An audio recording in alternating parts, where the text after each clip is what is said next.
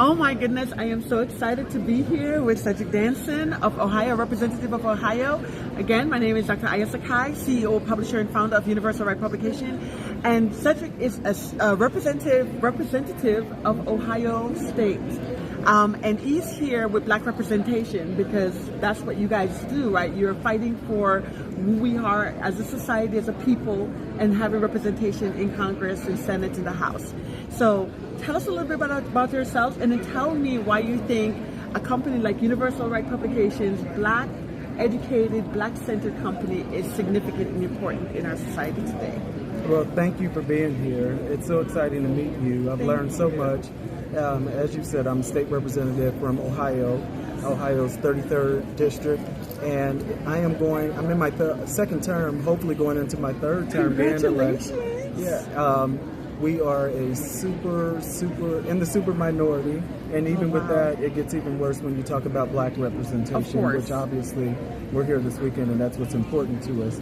Absolutely. But what is so crazy is there's so much that goes on in all of our different spectrums of our neighborhoods, our education, housing, all the problems we deal with.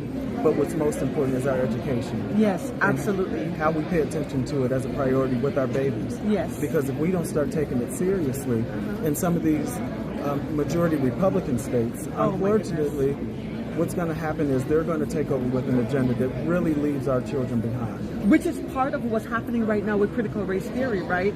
Because critical race theory isn't even being taught in K through 12. That's right. Yet they're attacking K through 12.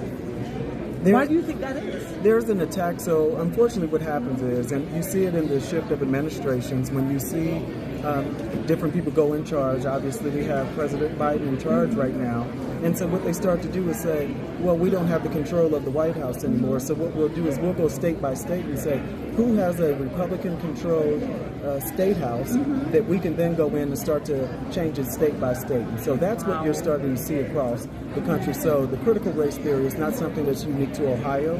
It's not something that is unique to anybody. It's something that you're seeing across the country. And this is the agenda that is being pushed on everybody. But if we're not smart and we're not implementing programs like yours that you have, then we're losing. Absolutely. And that's why we have to get our Black and brown babies to be taught from an Afrocentric African perspective. Because what Universal Right Publications is doing is teaching. I mean, for instance, Afrocentric school, a blueprint. Dr. Nadav, she's talking about teaching our kids from an African-centered perspective, Black kids learning about their history very young, learning about who they are. Because the reason why they're attacking critical race theory from K through 12 is because if Black children, if our brown and Black babies figure out how powerful they are, how important they are, the history of legacy that they're coming from, they would be destroyed. So they're trying to attack them from here, from the foundation, from the ground up. Which is why Universal Right Publications is so important, because we need a voice and we need something in our systems. And I always say, people say, well, you're in the minority.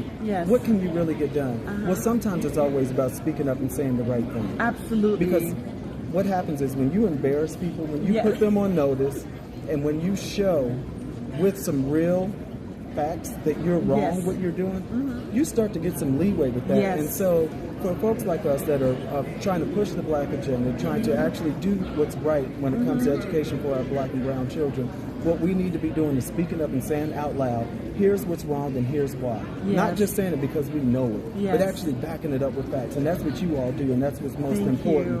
And so that's what we've got to keep doing. We've got to keep pushing it in a real way. Because if we don't do that, we're going to lose a whole generation of kids. We've already lost a year's worth of education due to the COVID. And us not knowing how to really respond to that. And we can't really blame anybody for that, because we were all trying to figure out how to do something new. And we just didn't know how to do it. But what we can figure out as we grow out of this is how do we start to incorporate something like what you're doing? How do we start to have that open conversation and make sure that states across this country are having this conversation about, we may not know how to do it, but we can start to talk about it, and we can start to crack the door open.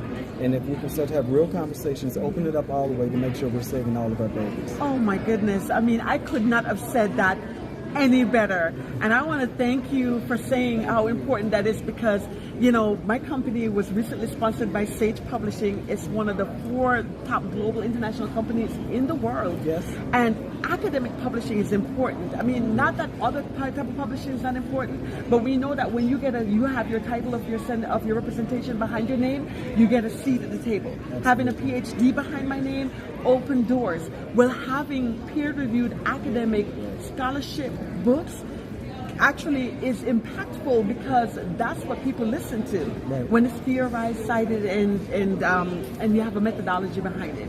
That's absolutely right. So I want to thank Sage again for sponsoring our book so that we can expand Black voices, and I want to thank you for all the work that you're doing, as a representation in our community and for our children. Thank you so much.